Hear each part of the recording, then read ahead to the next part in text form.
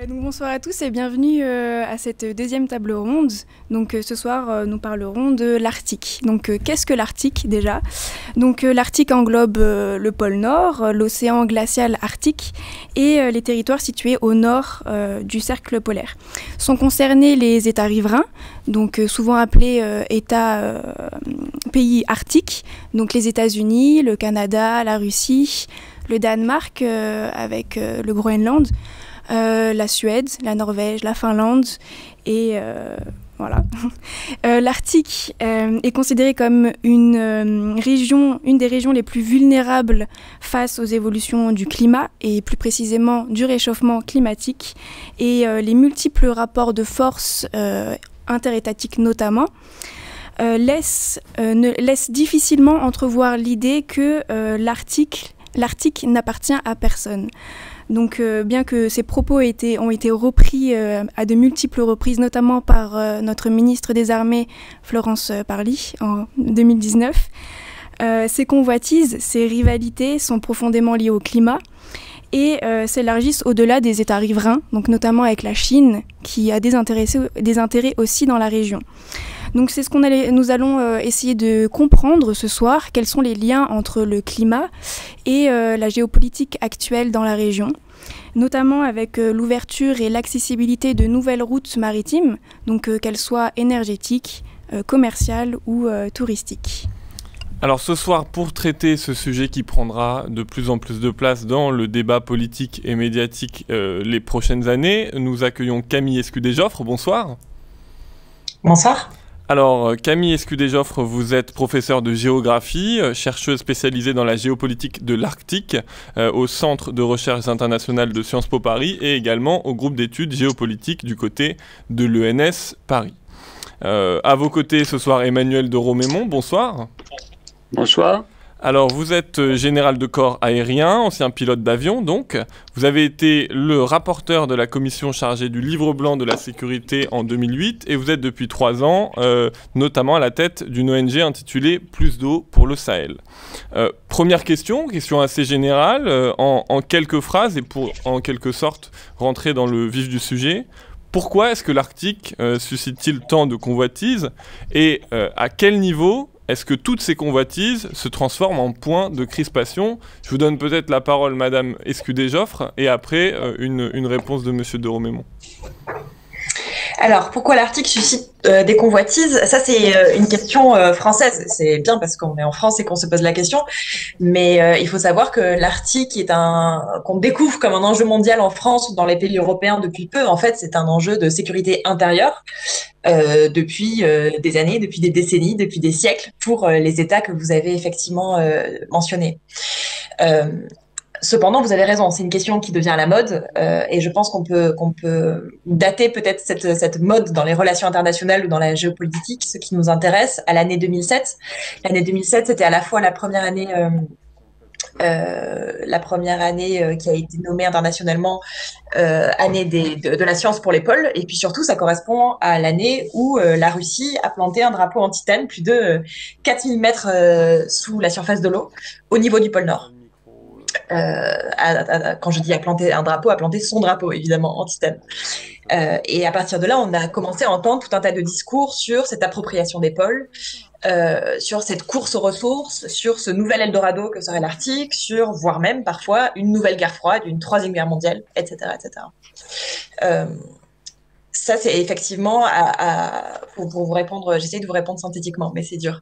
Ça se place, je dirais, à la croisée de 3 enjeux. Le premier enjeu, c'est un enjeu climatique, on va peut-être y revenir. L'Arctique, c'est la région du monde qui se réchauffe le plus vite aujourd'hui, 2 à 3 fois plus que le reste du monde. On aura certainement l'occasion de revenir sur ses conséquences. La deuxième raison, c'est une raison technologique, c'est-à-dire qu'on sait de mieux en mieux et on arrive de mieux en mieux à exploiter les ressources de l'Arctique. Donc effectivement, c'est quelque chose que... C'est un processus aujourd'hui qui est accéléré. Et enfin, des questions effectivement stratégiques, c'est-à-dire l'idée qu'on entend, mais que moi j'ai vraiment beaucoup tendance à nuancer, que je vais peut-être pouvoir nuancer ce soir dans cette table ronde, c'est-à-dire que l'Arctique serait vraiment un véritable point de crispation. Je pense qu'on ne peut pas nier un certain nombre de faits, l'intérêt de nouveaux acteurs, Vous en avez bien parlé, l'exemple de la Chine. On ne peut pas nier un réinvestissement, le cas de la Russie est prégnant à cet égard, un réinvestissement militaire. Mais pour moi, ce qu'on observe, c'est essentiellement des stratégies défensives et des stratégies de réaffirmation économique face à un futur enjeu économique. Et on aura peut-être encore l'occasion d'y revenir, donc je vais répondre rapidement. Mais effectivement, la Russie qui est présentée comme le grand acteur arctique, et ça l'est aujourd'hui, la Russie c'est le véritable leader de l'Arctique, est super présente aujourd'hui et de nouveau présente, avant tout pour des raisons économiques. Voilà. Donc ce point de crispation, d'après moi, il se cristallise surtout autour des questions économiques, mais de mon point de vue, j'ai tendance vraiment à nuancer tout simplement parce que l'exploitation économique nécessite un climat apaisé et qu'aujourd'hui, la Russie et les autres États veulent avant tout vraiment développer cette région et développer ses ressources. Voilà, j'ai déjà été trop longue pour cette introduction. Oui, ici vous m'entendez. Alors, vous avez parlé de plus d'eau pour le Sahel. Le Sahel, c'est l'eau au Sahel, c'est pas la même problématique que l'Arctique. Donc, je revendique et comme dire, comme c'est à la mode maintenant, c'est pas que j'ai des conflits d'intérêts, mais je n'ai pas une connaissance extraordinaire des questions arctiques pures. J'ai juste vous proposer un raisonnement stratégique sur ces questions-là, et Camille en a un peu parlé. Et je dirais qu'aujourd'hui, il y a une forme de continuité des débats géopolitiques. C'est pas par d'autres moyens, mais c'est avec d'autres moyens et avec d'autres ressources.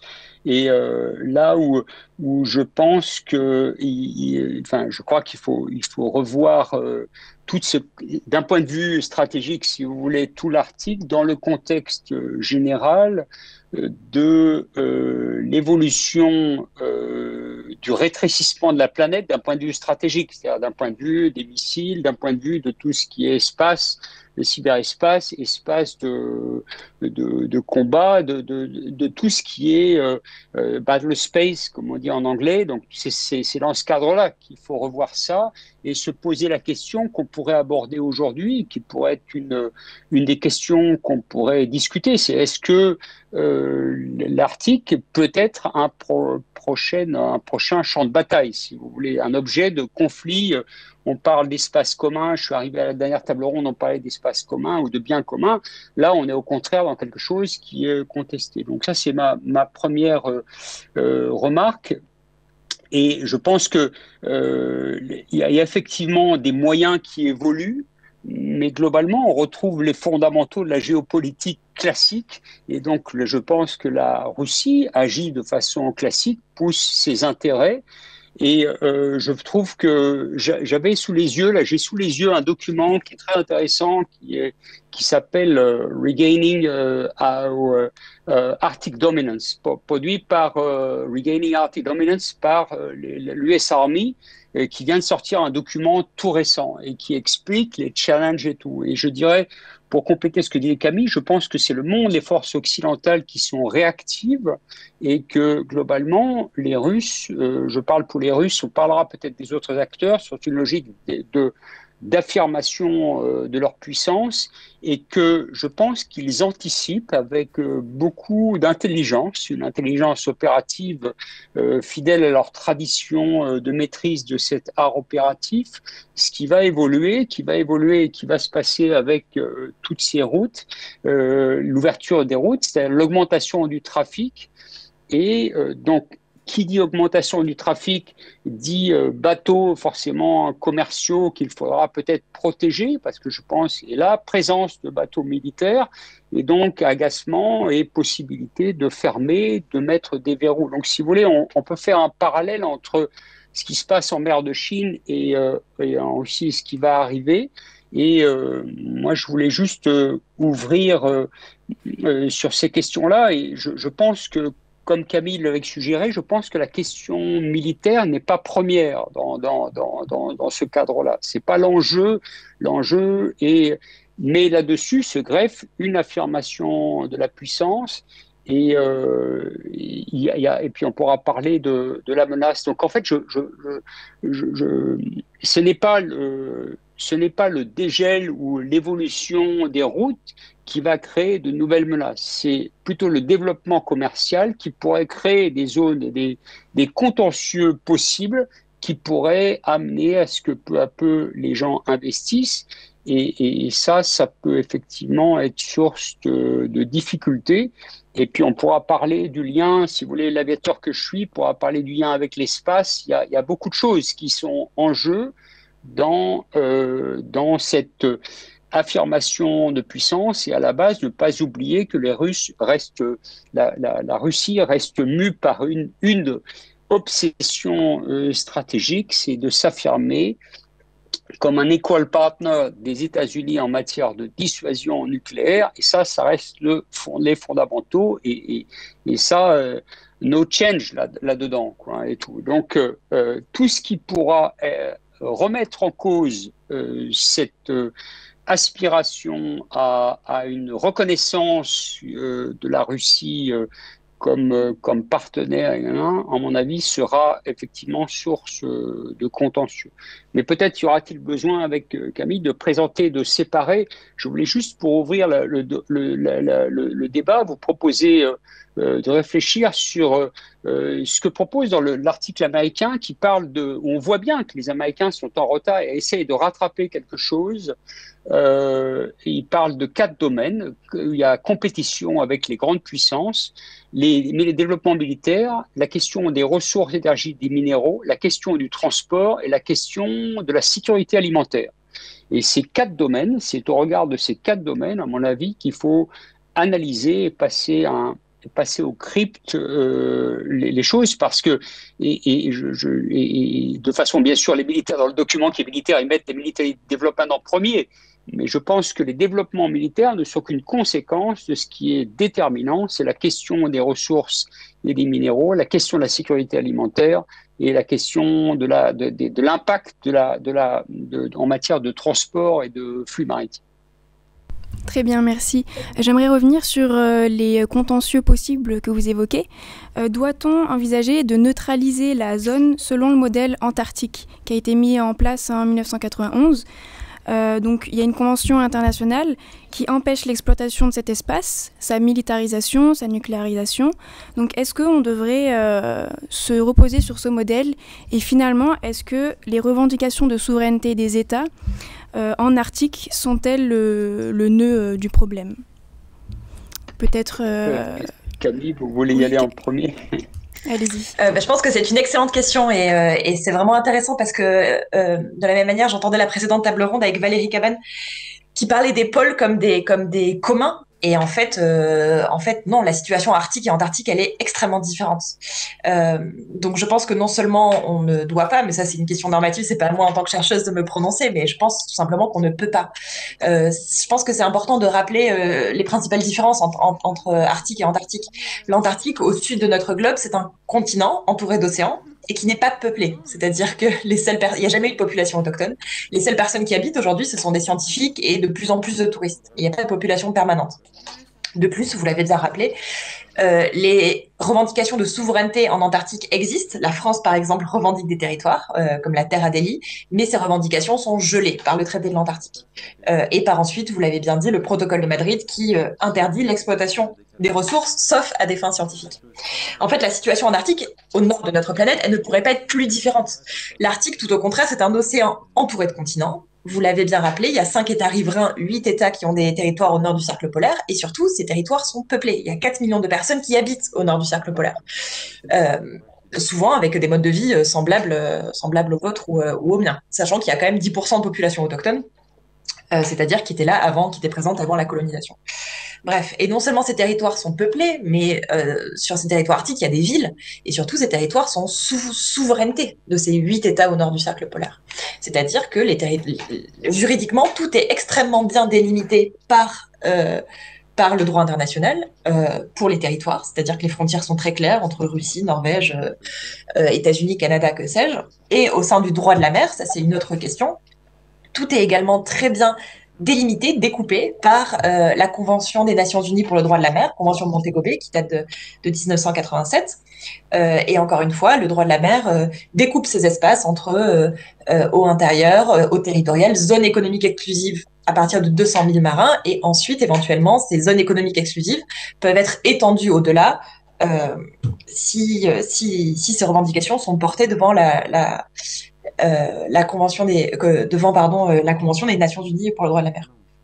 Donc, la question de savoir à qui appartient l'Arctique, en fait, elle est très simple. L'Arctique appartient, les mers et les territoires arctiques appartiennent respectivement à 8 États souverains.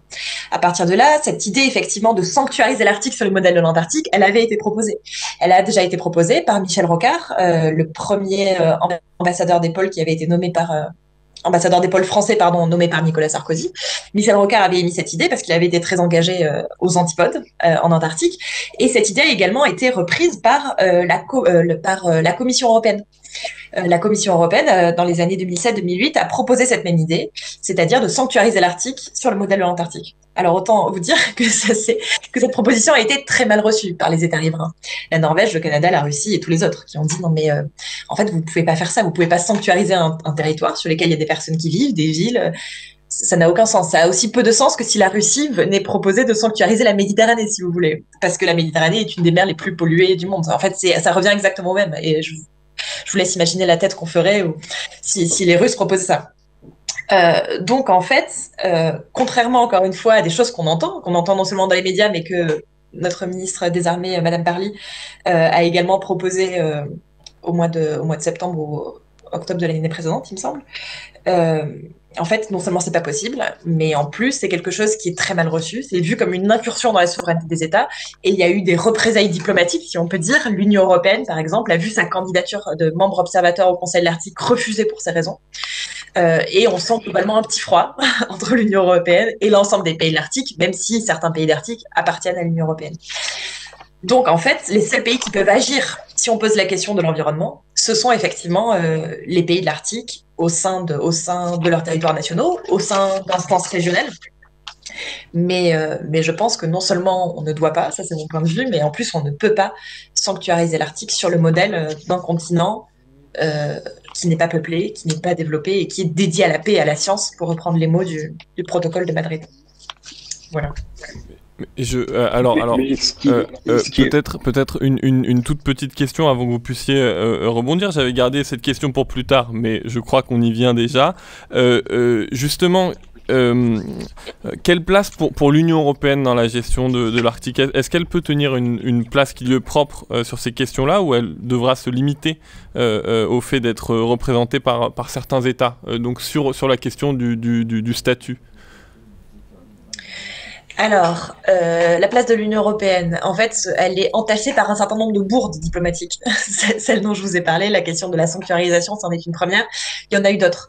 Pour en citer peut-être une également assez célèbre, c'est le fait que l'Union européenne a interdit l'importation de produits à base de phoques. Voilà, ça peut nous paraître relativement exotique en France, encore une fois, mais il faut savoir qu'on a des ONG assez active, Greenpeace en fait partie, qui lutte contre la chasse aux phoques. On a vu des images de Brigitte Bardot et des bébés phoques, etc. etc. Et donc l'Union européenne avait décidé d'interdire l'importation de produits à base de phoques, c'est-à-dire en gros de peau de phoque. Bon.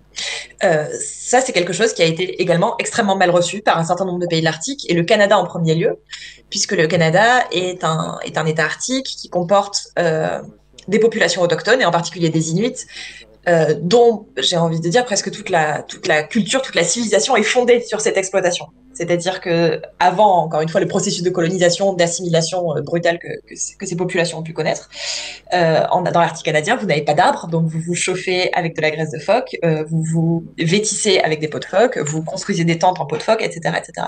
Donc le Canada a pris un peu cette proposition de l'Union européenne comme un affront par rapport aux populations autochtones, s'est insurgé, bref, et l'Union européenne a fini par revenir sur ces mots et autoriser cette importation tant qu'elle est chassée par des populations autochtones. Ça pourrait pas être une anecdote, mais en fait, je pense que c'est assez révélateur de l'incompréhension, peut-être, et de la mauvaise connaissance de l'Union européenne par rapport à ces territoires. D'ailleurs, ça c'est peut-être intéressant à rappeler, le premier territoire à quitter l'Union européenne bien avant le Brexit, bien avant le Royaume-Uni, c'est le Groenland, dans les années 1980. Donc j'aurais tendance à dire qu'actuellement il y a une sorte de désamour entre les deux. Je vous l'ai bien dit, la candidature de l'Union européenne au Conseil arctique a été refusée. Il y a eu cette histoire de phoques, cette histoire d'Antarctique, puis après les sanctions européennes contre la Russie, et la Russie à son tour a posé son veto.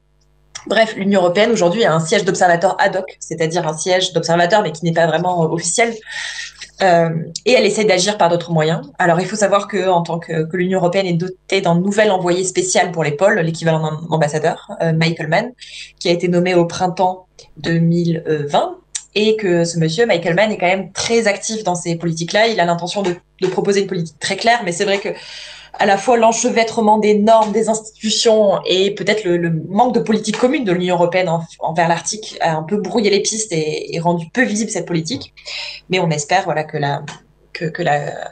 ce nouvel ambassadeur et le travail qui propose de livrer, je crois, au cours de l'année 2021, va essayer de rendre cette politique plus forte, surtout quand on sait que face à nous, on a la Chine ou des géants à la fois économiques, politiques, diplomatiques, devant lesquels je pense qu'il est assez important de se placer. Je voulais juste faire écho à ce que vous dites, Camille, mais en reprenant des thématiques qui sont chères à mon cher professeur Sylvain Schirman, qui m'a appris quand j'ai été son étudiant, et ça m'a bien servi par ailleurs. C'est une dimension, c'est les tendances profondes, les tendances profondes de géopolitique, pour citer Renouvin, et moi de prendre un angle stratégique. Et je pense que la discussion sur l'UE dans ce contexte, un peu la discussion sur le sexe des anges, c'est la question fondamentale, c'est d'apprécier quelle est la stratégie, quel est l'objectif stratégique que poursuivent la Russie, les acteurs, la Chine, les États-Unis, le Canada, la Norvège et tous ces accords. Quels sont leurs intérêts et tout. Et je pense que on doit s'interroger sur l'intérêt qu'il y a à pousser. Et force est de constater que quand même pour la Russie, c'est un enjeu de survie, c'est un enjeu de survie économique. Et pour rien au monde, ils ne reviendront en arrière. Et je pense que leur investissement en termes de brise-glace nucléaire, en termes de missiles, de protection, et puis le fait aussi que en Russie, dans une démocrature, il y a quand même, ça a été dit par un autre texte, ça a été dit différemment. C'est comme on dit, il y a plus d'intégration entre la force commerciale, la puissance, le volet commercial de la puissance russe, et le volet militaire. Je pense que les Russes ont vraiment sont en train de mettre le paquet. Par contre, j'insiste sans dévoiler des éléments de nature classifiée pour affirmer que d'un point de vue de ce qui est l'essentiel, c'est la dissuasion, c'est-à-dire le point de vue, l'évolution ne change rien. C'est pas ça qui change. Ce qui change, c'est les moyens militaires qui sont mis en place. Et je crois que ce qu'a évoqué Camille, c'est peut-être, Camille, si on pouvait s'essayer à se dire, on est dans une logique de contrôle des détroits, quelque part, contrôle les autres. Donc les revendications du Canada ou de la Russie, qui sont similaires, il est vraisemblable qu'à un moment, il y aura peut-être une dîme à payer, ou je ne sais pas, quelque chose qui fera, ou une interdiction, et des bateaux escortés, et que ça posera peut-être problème, il y aura un contrôle, et je pense que c'est là qu'on peut trouver les moyens d'un contentieux potentiel, et ce qui fait que à ce moment-là, le monde militaire, les navires de surface apparaîtront. Parce qu'il faut distinguer dans le monde stratégique, le monde ouvert, ouvert, voire un navire de guerre. Je rappelle que la France a envoyé un navire de guerre il y a quelques années, et au début, ça n'a pas protesté, ça a protesté fermement, c'est-à-dire dans l'esprit russe, ce n'est pas quelque chose qui est normal et tout. Et il faudrait que ce soit. Par contre, au niveau des sous-marins, c'est une autre chose, c'est une calotte. Donc là, il n'y a pas de changement, fondamental. Et si on regarde tout ce qui est balistique avec les nouveaux systèmes, l'argument que les Russes pourraient mettre des missiles, des bases qui menaceraient plus les États-Unis ou plus l'Europe, il est non fondé. Donc ça, c'est important. C'est pas ça qui est déterminant. Mais peut-être que on peut continuer le débat, Camille, à essayer de se faire plaisir en essayant d'être un peu prospectif et en regardant, peut-être en contenant, effectivement, si on a une augmentation du trafic, quand on a vu 47% d'augmentation sur 2020, c'est de voir ce qui se passera si à un moment il y a convergence et il y a un accès que feront les Russes. Mais je pense que moi, d'anticipe en lisant la documentation que les Russes se préparent à être dans une logique de contrôle plus serré de ce flux commercial et aussi de ces accès aux terres rares et à toutes ces ressources qui pourront arriver et tout. Donc, est-ce qu'il y aura une coopération? Mais je pense qu'on n'a pas la même vision de l'espace libre. Et bien sûr, nous, notre intérêt stratégique États-Unis à nous, c'est de rester libre, mais eux, leur intérêt n'est pas forcément que ce soit un espace considéré comme libre d'accès. Je ne sais pas, Camille, si vous partagez mon point de vue, mais... Oui, je ne sais pas si je peux rebondir sur ce que vient de dire... Oui, allez-y.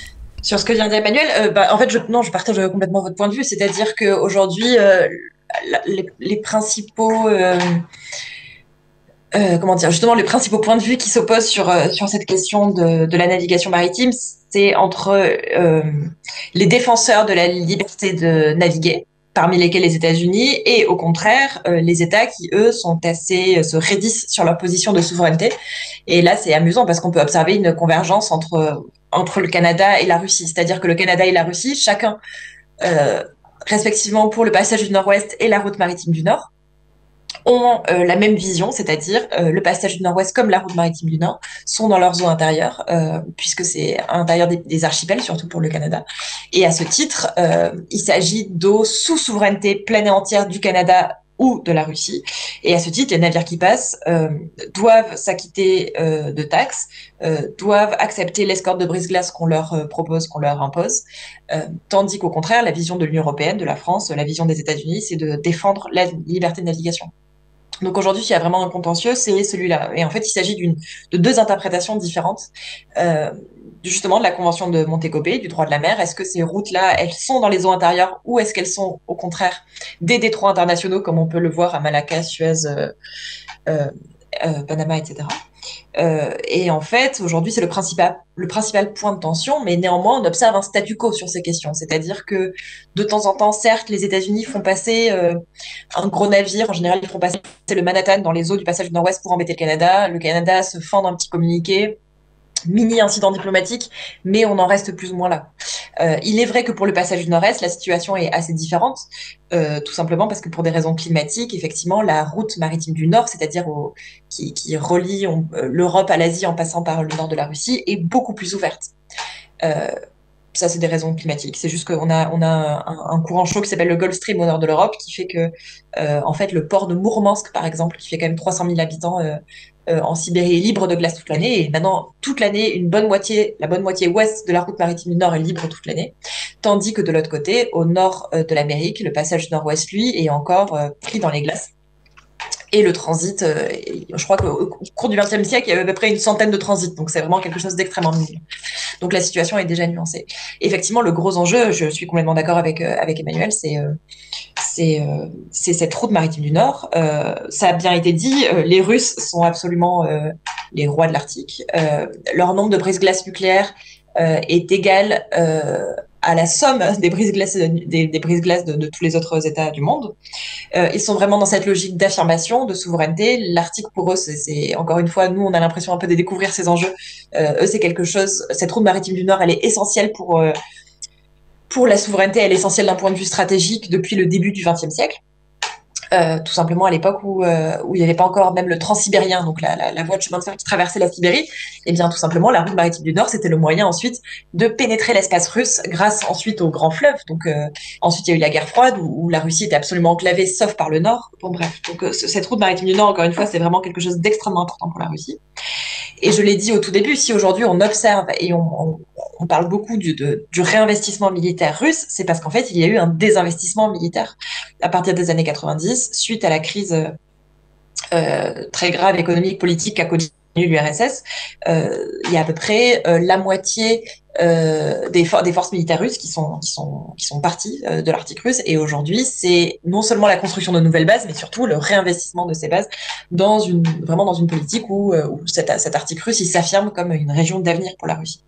Aujourd'hui, on estime qu'il y a environ 20% du PIB russe qui provient au nord du cercle polaire, qui est produit au nord du cercle polaire. Cette richesse, 20% de la richesse russe produite au nord du cercle polaire, 20% des exportations au nord du cercle polaire. Il s'agit encore une fois majoritairement du gaz, mais aussi des minerais.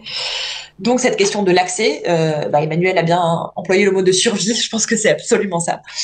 Et ce réinvestissement, il traduit effectivement cette question de survie. Je pense que c'est pour ça qu'on parle beaucoup de la Russie en Arctique, c'est parce que c'est le plus grand État du monde, le plus grand État russe aussi, et un État dont la survie dépend plus que jamais de l'Arctique. La situation est assez différente dans d'autres pays, aux États-Unis par exemple, où là ce sont essentiellement des questions stratégiques, mais peut-être économiques moindres. Et je suis complètement d'accord en fait avec ce qu'a dit Emmanuel, c'est-à-dire que les États-Unis se sont un peu réveillés il y a peu. J'ai l'impression, surtout sous la présidence Trump, on aura peut-être l'occasion de parler de cette présidence Trump et de ce changement de présidence, mais effectivement, les États-Unis sont en retard, alors que l'Arctique russe, c'est quelque chose d'extrêmement important depuis plus d'une centaine d'années maintenant pour la Russie, et donc les Russes ont une vraie longueur d'avance. Merci. Nous reviendrons sur les États-Unis juste après. Donc j'aimerais tout d'abord parler de la Chine. Je m'adresse à vous, Monsieur Romémont, pardon. La conquête de l'Arctique a été inscrite au livre blanc de la Chine. Donc j'aimerais savoir ce que vous en pensez. Et puisque vous avez été rapporteur auprès de la commission qui s'est occupée du livre blanc français, donc pour vous, la place de cette conquête chinoise de l'Arctique dans le livre blanc, comment il faudrait qu'on l'analyse?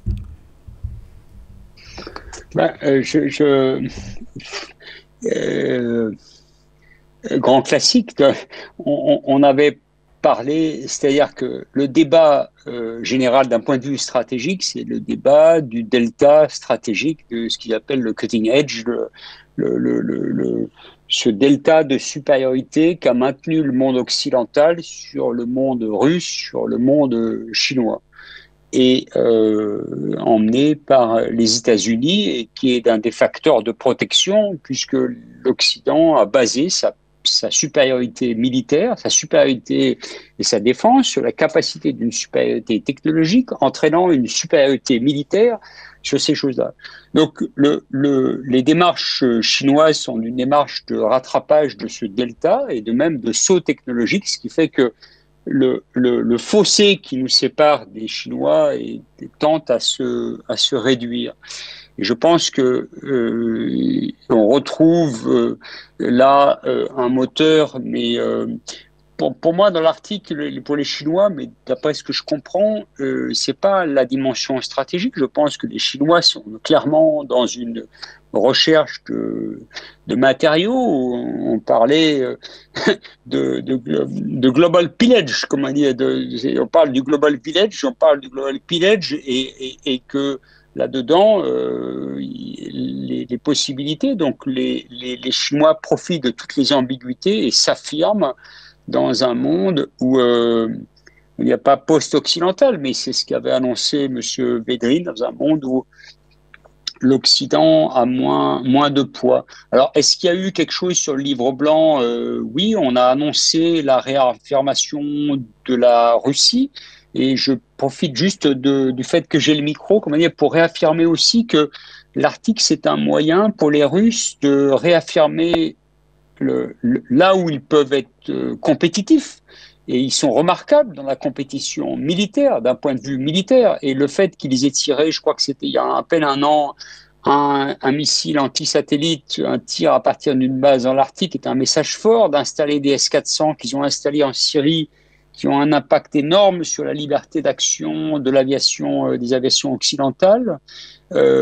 Comme les Chinois l'avaient fait en 2008 de mémoire, ont fait un lancement d'armes anti-satellites. Donc tout ça, c'est aussi des politiques, des signaux, et clairement, dans la logique russe, je pense que, et les Chinois, je pense, sont pas encore là, mais dans la logique russe, l'Arctique est aussi un espèce de grand terrain de manœuvre dans lequel on affirme et on démontre sa puissance.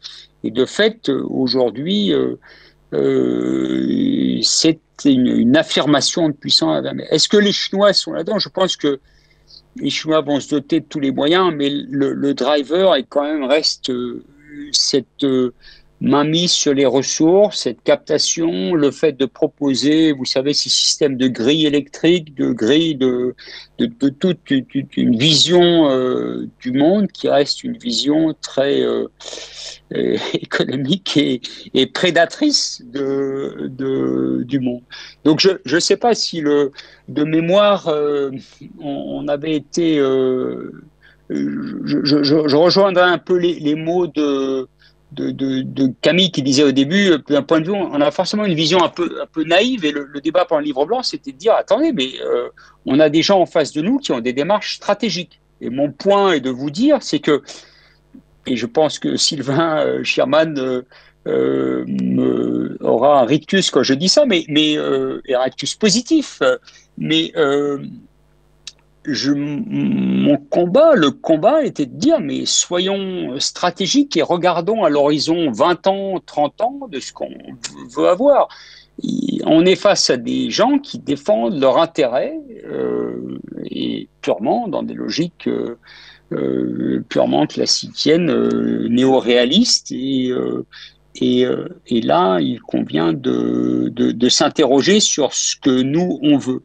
Il y a une chose qu'on peut dire aussi d'un point de vue militaire qui mérite d'être dit, puisque on base notre sécurité, et puisque vous m'avez fait venir, c'est aussi pour parler de ça, c'est, je le répète, mais d'un point de vue de ce qu'on appelle la maîtrise de l'eau et qui nous garantit la crédibilité de notre dissuasion nucléaire, le changement climatique et l'évolution des eaux ne changent rien. Et compte tenu, donc ça ne rapproche pas, ça ne change rien. Dans la mesure où la planète s'est rétrécie parce que nos armes sont des armes de longue distance, il n'y a pas d'impact, si vous voulez. Ça, c'est important à mesurer, c'est-à-dire qu'on peut considérer il n'y aura pas d'invasion terrestre, c'est pas parce que les gens sont plus près qu'il y aura plus de navires. Le problème, ça sera comme dans les détroits de Suez et tout ça, c'est qu'à un moment, la proximité des navires, le fait qu'il y ait des commerces, des échanges plus forts, il faudra un moment, il y aura peut-être une tension et on aura peut-être une erreur, une contestation, et là, ça peut effectivement rapidement dégénérer. Mais je pense qu'il y a quand même il y a des deals, et comme l'a souligné Camille, dans le cas de l'Arctique, c'est pas le monde occidental contre le monde russe et contre le monde chinois. C'est subtil et c'est vraiment, il faut le revoir à travers des prismes nationaux et on peut pas appliquer les mêmes schémas qu'ailleurs. Alors, tout à l'heure, Camille Escudé-Joffre, vous parliez des États-Unis et bon, je vais vous faire un petit peu plaisir parce que ma question comporte un peu de géographie. Donc les États-Unis semblent désavantagés par des rives qui sont plus difficiles à pratiquer que les rives russes. Et les États-Unis d'ailleurs ne possèdent pas de grands ports, donc c'est-à-dire un port qui est en eau profonde en Alaska, donc leur fenêtre sur l'Arctique. Et les États-Unis, si je ne me trompe pas, ne disposent pas d'une flotte de navires brise-glace, d'une grande flotte. Comment est-ce qu'on peut expliquer ce retard que vous évoquiez tout à l'heure? Ah, alors, on ne vous entend pas. Si vous pouvez activer votre micro. Pardon, j'ai oublié. Merci pour votre question. Je ne sais pas si j'ai juste le temps de rebondir sur la question de la Chine. Dans ce cas-là, ce que je voulais dire, enfin, je suis d'accord avec Emmanuel, ce que je voulais peut-être rajouter, c'est que effectivement, ce livre blanc chinois, il avait beaucoup fait parler de lui, notamment pour juste un petit mot, c'est que à un moment, la Chine se définit comme un near Arctic state. ce qui a été traduit respectivement par presque état-arctique, proche état-arctique ou presque état-arctique, selon le degré de frisson que vous avez envie de vous donner en observant la situation de la Chine en Arctique. Effectivement, la présence de la Chine, elle a d'abord été scientifique, à bas bruit. Ensuite, elle a été économique. Et là, on a l'impression, encore une fois, qu'on se réveille un peu, mais toujours avec ce temps de retard, toujours avec ces 10 ans de retard qui nous séparent de la vraie présence, de la présence chinoise en Arctique, qui s'est avant tout traduite par des investissements énormes. Et en 2019, Mike Pompeo donc le secrétaire d'État états-unien, avait prononcé un discours extrêmement offensif à l'égard de la stratégie chinoise en Arctique. Il avait sous-entendu, enfin il n'avait pas sous-entendu, il avait dit tout court que apparemment des sous-marins chinois se baladeraient en Arctique, ce qui n'a jamais été prouvé pour l'instant. Et il avait donné une autre information importante, encore une fois difficile à vérifier, mais qui donne quand même un ordre de grandeur. Mike Pompeo disait que les investissements chinois en Arctique étaient à présent équivalents à 90 milliards de dollars. Donc encore une fois, ce chiffre, il est difficile à prouver. Je pense qu'il a quand même le mérite de donner un ordre de grandeur. C'est-à-dire que la présence économique chinoise, elle est visible à travers des investissements dans des infrastructures, que ce soit dans les pays scandinaves ou en Russie. Elle est visible dans des investissements miniers, que ce soit au Groenland ou au Canada ou en Russie. Elle est visible dans des grands projets de gaz naturel liquéfié en Sibérie, notamment avec le célèbre projet de Yamal, auquel participe d'ailleurs la France avec son groupe Total. Tout ça pour dire que je pense que, encore une fois, cette présence-là chinoise, elle fait peur parce qu'une fois qu'on s'en est rendu compte, c'était déjà très très avancé, mais qu'elle se traduit en fait dans un projet encore une fois global, c'est-à-dire que le projet des routes de la soie polaire de la Chine en Arctique, c'est en fait une des branches du projet chinois gigantesque de ces routes de la soie. Je voulais juste commencer par ça parce que ça me permet de faire le lien avec votre deuxième question, c'est-à-dire comment s'explique ce retard états-unien. Pourquoi les États-Unis, on a l'impression qu'ils se réveillent depuis Trump et qu'ils se rendent compte de leur retard. Je pense qu'effectivement, le mérite quand même de l'action de Trump en Arctique, c'est d'avoir mis tout simplement le projecteur sur cette région. Vous l'avez bien remarqué pour des raisons géographiques. J'en ai parlé tout à l'heure, le Gulf Stream qui fait que les territoires arctiques américains connaissent des contraintes climatiques beaucoup plus fortes que l'Arctique européen et l'Arctique russe. Pour des raisons historiques aussi, les États-Unis, c'est une nation arctique relativement récente, puisque c'est une nation arctique depuis qu'ils ont acheté justement l'Alaska à la Russie. Peut-être que les Russes s'en mordent les doigts, je ne sais pas. C'était c'était environ dans les années 1850. Et tout ça, ça se traduit par un manque d'infrastructures. Vous l'avez bien dit, pas de port en eau profonde. Globalement, des infrastructures très faibles qui expliquent aujourd'hui ce trafic extrêmement sporadique dans les eaux américaines, dans les eaux arctiques américaines. Ce retard, je pense qu'on peut l'expliquer tout simplement par le fait que l'Arctique était un peu une zone parmi d'autres pour les États-Unis. C'est-à-dire que vous pouvez aussi calculer en termes de kilomètres. La distance géographique entre Washington et l'Arctique, elle est quand même très grande. Les États-Unis sont présents sur beaucoup de théâtres d'opération et je pense qu'en fait, l'Arctique n'est pas vraiment une priorité, tout simplement parce que stratégiquement, pendant la guerre froide, il y a eu quand même cette idée que la menace pouvait venir de l'Arctique. Il suffit pour s'en convaincre de voir ou de revoir le film de Kubrick, Docteur Folamour. Tout à l'heure, Emmanuel parlait des missiles. Il y a une scène assez célèbre où on voit des missiles partir de la Sibérie pour rejoindre l'Arctique. Donc cette attaque nucléaire, elle vient de là. Mais même pendant la guerre froide, il n'y a pas vraiment eu d'affrontement direct. De toute façon, pas en Arctique non plus. Il y avait une présence américaine, c'est vrai, une présence états-unienne, à travers notamment des aéroports au Groenland. Donc il y avait cette présence-là, mais c'était vraiment à bas bruit. Je pense que les États-Unis sont réveillés en réaction, en fait. Je pense que là, ce qui explique cet intérêt qui paraît plus ou moins soudain des États-Unis, c'est effectivement une réaction et l'impression d'avoir un coup de retard par rapport à la fois à la Russie et à la Chine. Et ça se traduit par le discours dont je vous parlais. En fait, ce discours de Mike Pompeo, il a été prononcé en mai 2019, ça va bientôt faire 2 ans, à l'issue de la réunion ministérielle du Conseil de l'Arctique à Rovaniemi. Et en fait, c'est la première fois dans toute l'histoire du Conseil de l'Arctique, ça faisait plus de 20 ans, 23 ans, c'est la première fois qu'il y a eu un échec d'une réunion ministérielle, c'est-à-dire une réunion qui rassemblait tous les chefs d'État et de gouvernement des pays de l'Arctique. Et cet échec, il est dû aux États-Unis. Et c'est en fait les Américains, les États-Unis, qui ont décidé de faire capoter cette réunion et à la place de prononcer des discours extrêmement virulents à travers la Russie et la Chine. Mais ce qui était intéressant dans ce discours de Mike Pompeo, c'est qu'il était agressif, certes selon la Russie, mais c'était un peu la vieille rengaine en fait. On avait l'impression que c'était l'ennemi qu'on aime bien détester, mais vraiment on sentait que la puissance qui faisait peur, c'était effectivement la Chine. Donc je pense que c'est le crédit qu'on peut mettre, c'est au moins ce crédit-là qu'on peut accorder à l'administration Trump, et reste à voir ce que Biden fera de ça. Mais je pense que maintenant, il est certain que les enjeux arctiques, en tout cas, sont là pour rester aux États-Unis. Voilà ce que je voulais vous dire. Est-ce que vous souhaitez réagir, Monsieur de Romémont, peut-être? Oui,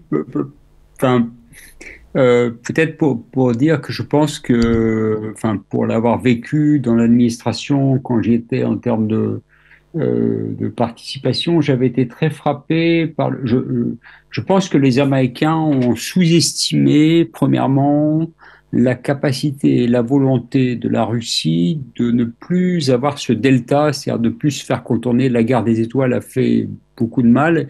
Et je pense que les Américains, dans les fins, étaient certains qu'à partir du moment où, comme on disait, à partir du moment où we engage the Russians, et c'est pas un problème, donc on peut discuter et on maintient le dialogue, et là tout va bien, tout est sous contrôle. Et en fait, c'est pas ça ce qui s'est passé, c'est qu'au contraire, l'engagement a été moindre, les Russes ont fermé. Et je pense que leur obsession sur la Chine, sur le pivot, le discours, je crois qu'il y a une intoxication dans laquelle les Américains ont été victimes, et je pense qu'on peut tirer de tout ça une leçon en termes pour nos démocraties qu'on voit appliquer au Covid, quand on voit les choses, de se méfier de ces hollow words, de ces mots creux, de ces concepts qu'on réinvente, de ces choses sur les espaces communs, de ces discours qui font rigoler ceux qui regardent, qui sont dans la stratégie et qui sont des mots de court terme et qui ne devraient pas remplacer des logiques de construction à long terme. Et je pense que la vision effectivement de ce qu'on pouvait engager, la vision en cercle qu'ont les États-Unis par rapport à toute une capacité, puisque le degré de menace des États-Unis était lié, quand on discute stratégiquement,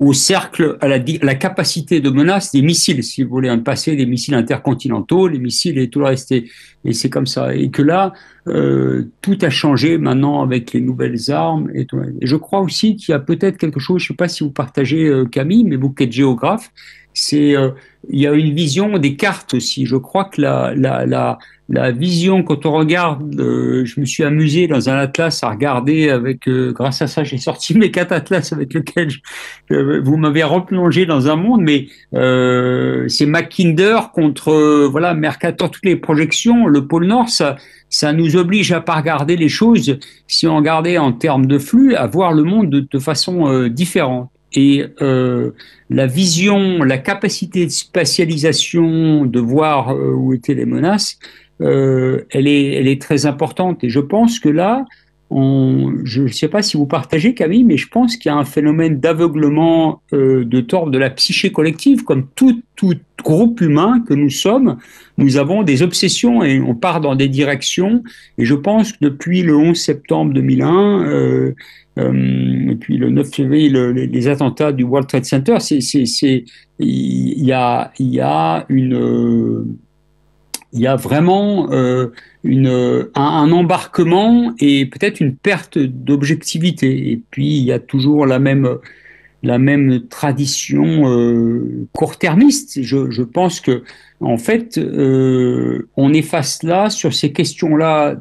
Quand on regarde ça, et je pense que ce que a dit Camille, qui est très intéressant sur le rapport des uns et des autres, on se heurte à des gens soit vous avez des politiques qui intègrent des dimensions, des choses qui sont préparées dans les instituts, qui sont réfléchies avant, et le politique n'est finalement que la concrétisation. Quand Serge Lavrov s'exprime, quand Poutine s'exprime, c'est le fruit d'une réflexion. On peut critiquer ça, voilà, mais c'est le fruit d'une réflexion. Et je pense que c'est la même chose en Chine et tout le reste. Nous, c'est complètement à l'envers. Donc, on est political driven, et à partir du moment où on est là, on est aveuglé. Donc, et là, il y a vraiment un problème et qu'on retrouve face au problème du Covid, au problème du terrorisme, à tous ces problèmes-là. Et si je peux me permettre d'insister, c'est vraiment cette capacité à faire collective et qui pose la question de la résilience et de la survie. Alors, face à des peuples qui, eux, sont en résilience permanente et en survie, qui vivent là-bas, ben, les gens, voilà, donc les principes se heurtent à la réalité. Je ne sais pas si je me fais comprendre sur ces questions-là, et si Camille veut rebondir sur la question des cartes, mais je pense que la visualisation des routes, elle est là. Et juste un point de vue militaire, sachez une seule chose, que les militaires, en tout cas que j'ai pu interroger là, les marins, c'est pas du tout un grand espace, l'espace arctique, c'est-à-dire les voies navigables, c'est des couloirs. Et ça, il n'y a rien de pire pour un marin. Donc c'est pas, ça sera leur corps défendant. Il n'y a rien de pire, un sentiment d'extrême vulnérabilité d'être dans un corridor. Donc je ne pense pas que ce soit un lien.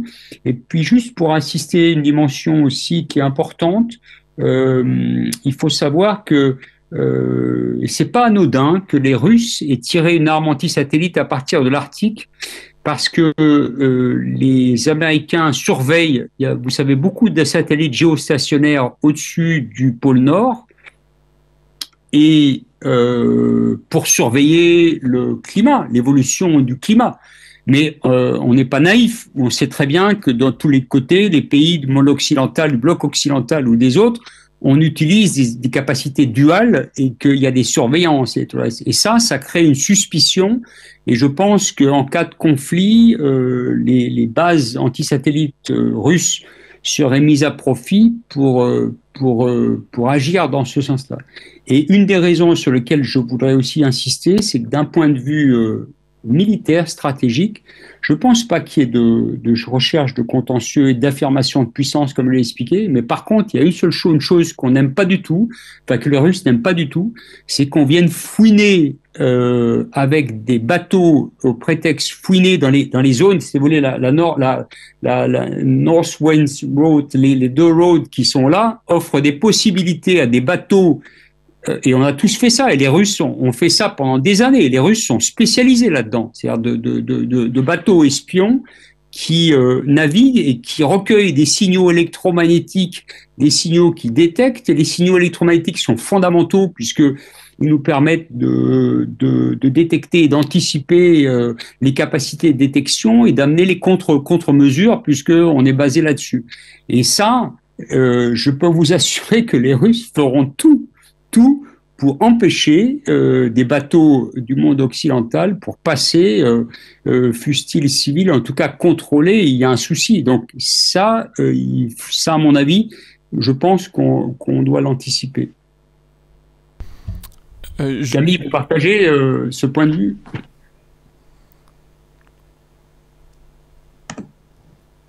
Oui, absolument. Mais c'est vrai que cette question du contrôle des routes maritimes, de la route maritime du Nord en particulier, c'est vraiment une question d'après moi centrale.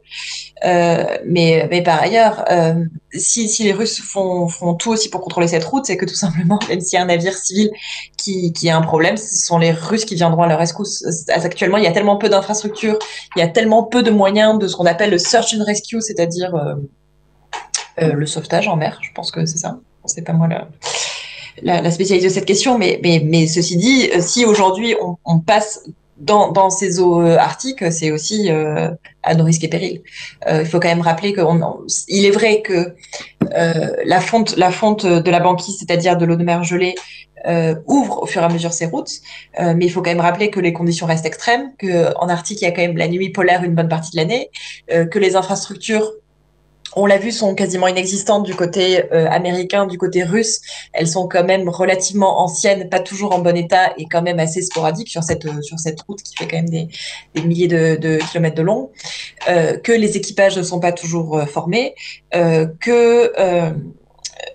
il faut des navires avec des classes de brise-glace relativement élevées, et que par ailleurs, si cette banquise, elle laisse ouvrir des passages, elle est aussi de plus en plus incertaine. Et c'est-à-dire qu'on voit apparaître notamment des mini-icebergs qu'on appelle des growlers. En français, on dit des bourguignons, je crois. Qui sont difficilement détectables par les satellites et qui rendent en fait cette route assez dangereuse. Donc d'un point de vue commercial du moins, le chercheur spécialiste de ces questions qui travaille au Canada, Frédéric Lasserre, lui, il est très clair. Après avoir interrogé des dizaines et des dizaines d'armateurs, il fait le constat que ce ne sont pas actuellement, à court terme, à moyen terme, ce qu'on appelle des autoroutes, ce qu'il appelle, des autoroutes commerciales polaires. C'est-à-dire qu'aujourd'hui, on remarque effectivement une hausse du trafic, mais c'est essentiellement ce qu'on appelle du trafic de destination. Pas tant du trafic de transit, c'est-à-dire un navire qui irait de Rotterdam à Yokohama ou à Shanghai, mais du trafic de destination, c'est-à-dire, on voit bien en fait en regardant les cartes que ce trafic se concentre essentiellement sur la partie de la mer de Barents, c'est-à-dire la partie entre Norvège, Russie, etc. Tant qu'on parle de géographie, en effet, c'est très parlant quand on regarde les cartes. Quand on regarde les cartes de ces routes maritimes, d'un point de vue commercial, encore toujours, je suis pas très apte à me prononcer d'un point de vue militaire, mais en tout cas d'un point de vue commercial, si ce qui compte, c'est les gains en termes de routes maritimes. Quand on voit des cartes, on se rend compte que la distance géométrique entre, encore une fois, Rotterdam et Yokohama serait fortement réduite. On parle de pourcentage de 20 à 30% selon les routes. Mais en géographie, on sait très bien que la distance géométrique ne fait pas tout. En fait, il n'y a pas que la distance en termes de kilomètres, il n'y a pas que la distance géométrique. Il y a aussi la distance coût, il y a aussi la distance temps. Et quand vous êtes un armateur, c'est avant tout ça qui vous importe. Plus que le nombre de kilomètres, ça va être combien ça coûte, et ça coûte cher. Combien de temps ça prend, et ce temps aujourd'hui il est incertain, et ça dans une logique de mondialisation, dans une logique de commerce international à flux tendu, ça reste encore aujourd'hui un peu trop risqué. Ça c'était pour la question de rebondir sur la question de la Russie, mais la question des cartes m'a fait penser à un autre aspect, puisqu'on parlait justement un peu auparavant des États-Unis, de la Russie et du Groenland, un peu en plein milieu entre l'Arctique européen et l'Arctique américain. Le Groenland, géologiquement, il appartient à la plaque géologique du côté américain. Nous, d'un point de vue encore une fois français ou européen, on a l'impression que le Groenland, parce qu'aussi c'est une ancienne colonie danoise et aujourd'hui un territoire autonome, il se situe plutôt du côté européen, et en fait, ce territoire il se situe un peu entre les deux. Et quand on a parlé de la stratégie états-unienne, il faut savoir que le Groenland, ça a été effectivement le lieu de base militaire états-uniennes qui sont restées secrètes, plus ou moins, jusqu'à ce que Jean Mallory en parle dans ses ouvrages consacrés justement à la base de Thule. Et que les États-Unis, on a beaucoup parlé encore une fois de Trump qui voulait acheter le Groenland, mais en fait c'était la troisième fois qu'il faisait cette proposition, que les États-Unis faisaient cette proposition, et notamment une fois à la fin de la Seconde Guerre mondiale. Donc depuis la Seconde Guerre mondiale, pendant toute la guerre froide, et encore aujourd'hui, le Groenland, c'est un territoire d'entre-deux, justement. Et ça, je pense que c'est quelque chose dont on se rend bien compte, comme l'a dit Emmanuel, en peut-être changeant de perspective, y compris dans nos prismes scientifiques, parce que les constructions qu'on se fait des phénomènes politiques et sociaux, elles se font aussi à travers une construction scientifique, et aussi très clairement à travers les cartes qu'on regarde. Je pense que c'est exactement pour ça que les Chinois, quand vous regardez des cartes du monde chinoises, qui sont extrêmement intéressantes, centrées sur la Chine, évidemment, je pense que c'est pour ça que les Chinois n'ont pas de doute à dire qu'ils sont un near Arctic state, c'est-à-dire qu'ils sont un presque Arctique. Quand vous regardez une carte chinoise, ça coule de source finalement. Donc cet enjeu cartographique, c'est aussi un enjeu politique. J'ai d'autres choses à dire dessus, mais je crains de m'éloigner du sujet, donc je vous rends la parole. Avant Camille, juste avant, pour ajouter un point qui m'a frappé dans la lecture de la documentation, je crois qu'un élément déterminant, comme disait un marin de mes camarades marins, il n'y a pas de pétrole là-bas, il n'y a pas de station-service, donc ça reste effectivement risqué au niveau capacité commerciale. Donc aller là-dedans, par contre, ce qui sera déterminant, c'est tout ce qui est le développement du nucléaire. et le développement de plateformes nucléaires, de centrales nucléaires sur piliers flottants, émergentes, sur lesquels. Et là, il y a vraiment quelque chose qu'il faudra observer et qui va se passer, à mon avis, dans la décennie. Mais quelque part, c'est comme aller sur Mars, si vous voulez, c'est investir un champ.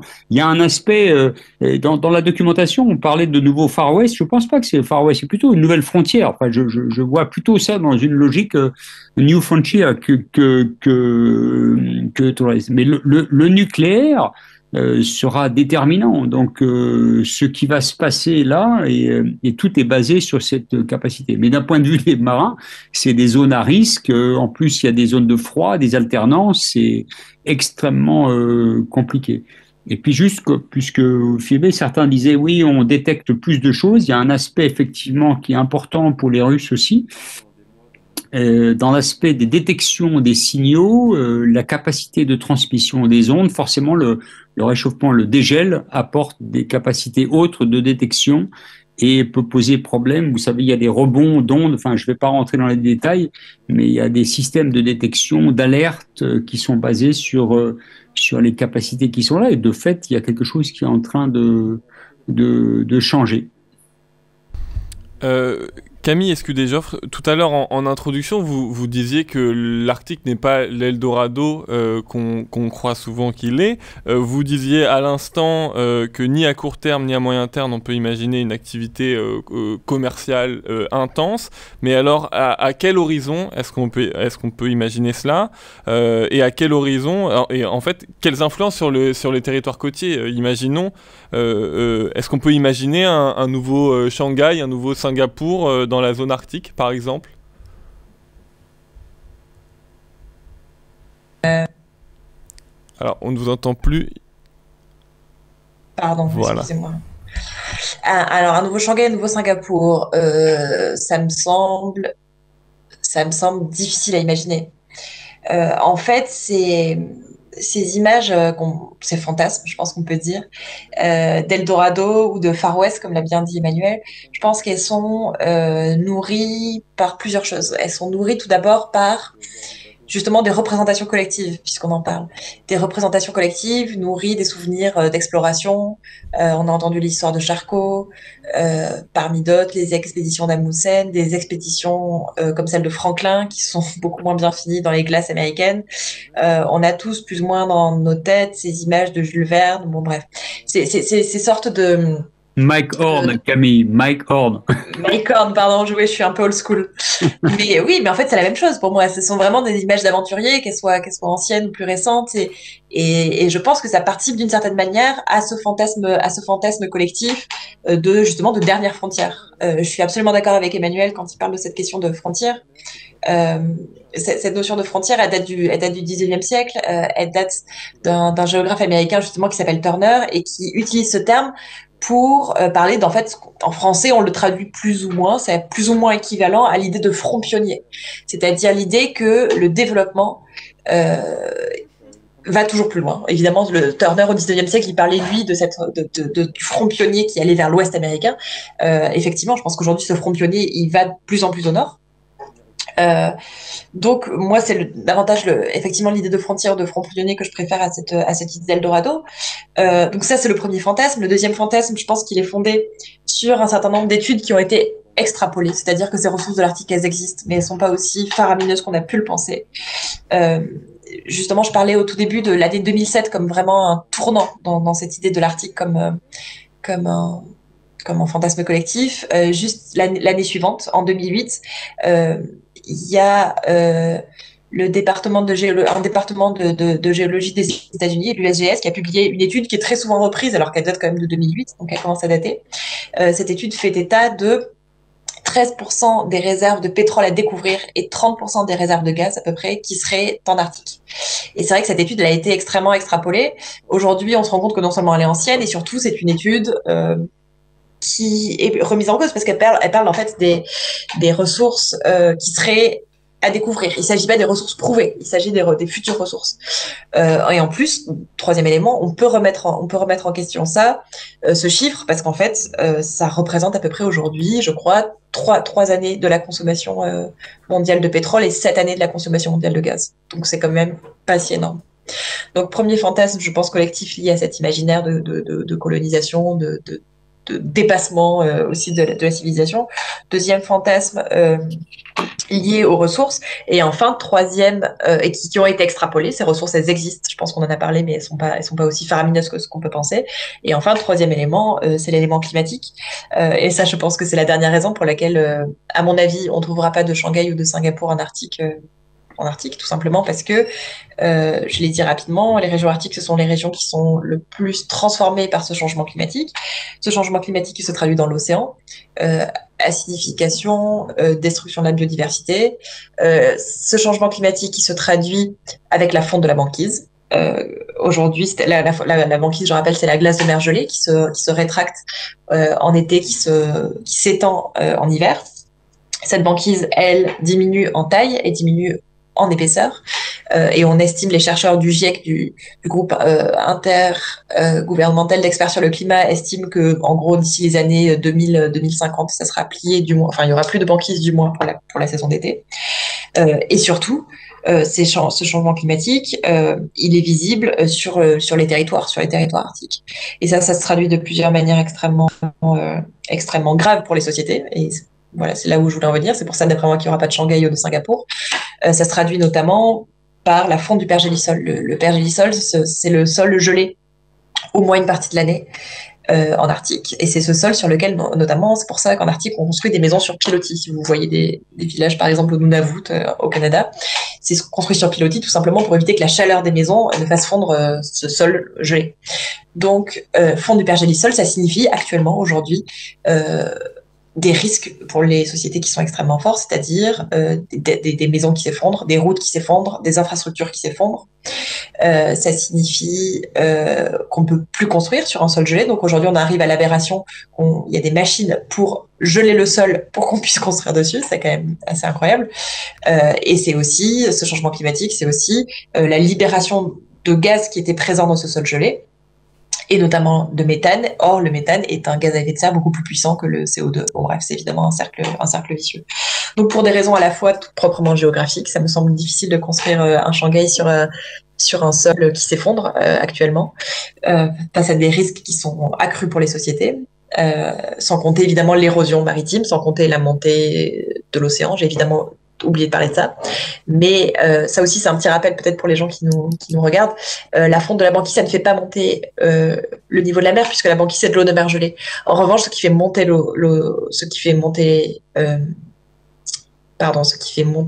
les océans, le niveau des océans, c'est la fonte de la calotte glaciaire de ce qu'on appelle les inland seas. Les inland seas, ce sont des territoires sur lesquels on trouve des glaciers géants.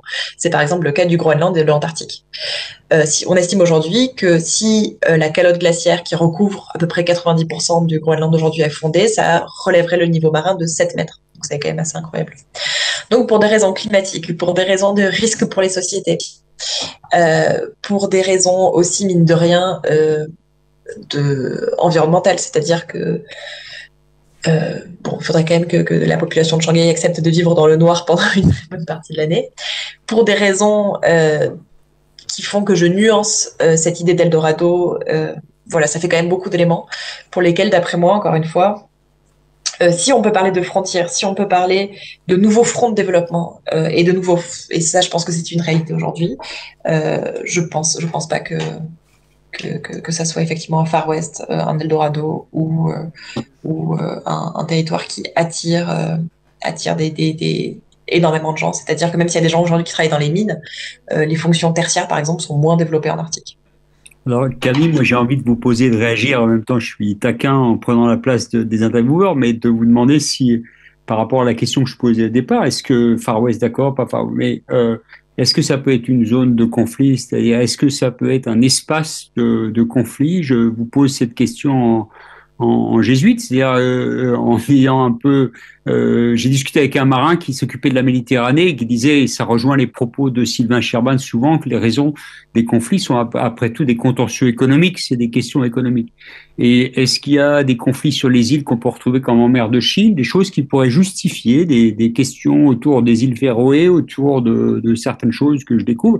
Est-ce qu'on pourrait considérer qu'il y a des facteurs qui pourraient être des trigger events, qui pourraient générer des conflits, des contentieux, des ressources, des disputes sur des ressources différentes. Est-ce qu'on peut imaginer, parce que on sait très bien que tous ceux qui étudient là, à un moment, il y aura une compétition telle pour les ressources, et il y a déjà une compétition telle pour les ressources, et on sait très bien que à travers l'eau dont je m'occupe et tout là, c'est quand même c'est ça qui génère, qui peut être à l'origine des conflits de demain, quoi. Alors, j'ai commencé par ça. Je voudrais juste ajouter à sa question, justement, est-ce que vous pouvez, face à tous ces risques que vous avez énumérés, faudrait-il pas justement réadapter le Conseil de l'Arctique et notamment sur les règles de procédure plus souples sur les questions militaires et de pêche. Donc ça s'ajouterait à la question de Monsieur de Reumont. Entendu. Alors, pour la question des conflits, j'ai commencé au tout début de mon intervention par dire que les questions de souveraineté sont très strictement délimitées en Arctique. C'est-à-dire qu'aujourd'hui, il n'y a plus aucun contentieux. Les dernières questions ont été réglées entre la Russie et la Norvège dans les années 2010 sur leurs frontières communes en mer de Barents.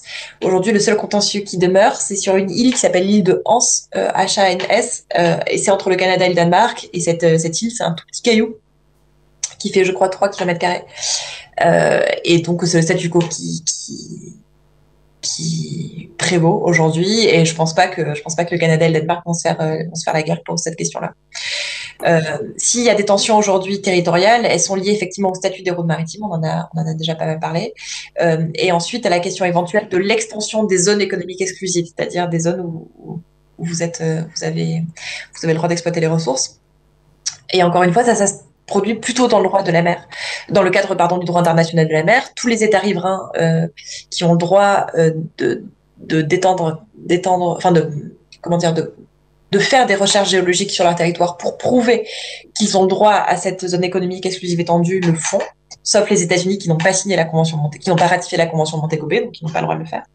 Mais tout ça, ça se passe plutôt pas mal en fait. Et la Russie essaye d'étendre sa zone économique exclusive, mais encore une fois, exactement comme le Canada, le Danemark, etc.